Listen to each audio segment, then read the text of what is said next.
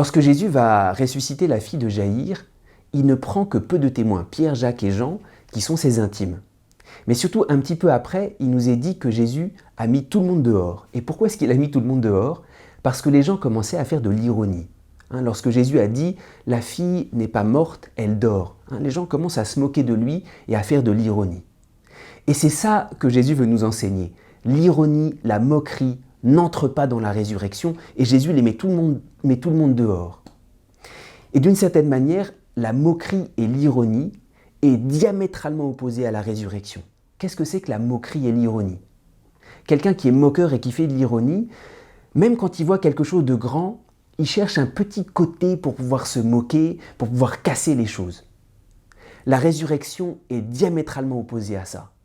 La résurrection, c'est que même quand apparemment c'est petit, Jésus y voit quelque chose de grand. La petite fille n'est pas morte, elle dort. Même quand apparemment il y a la mort, que tout est terminé, Jésus n'a pas dit son dernier mot.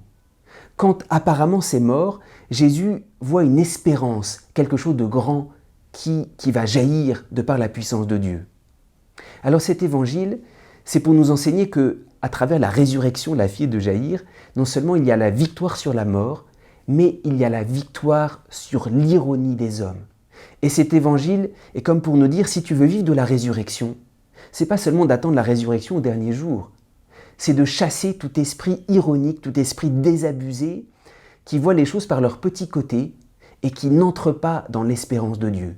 Vivre de la résurrection, c'est ne jamais céder à cette espèce d'esprit du monde qui voit tout par la moquerie, par le petit côté, par l'ironie et qui détruit, qui casse, qui abîme.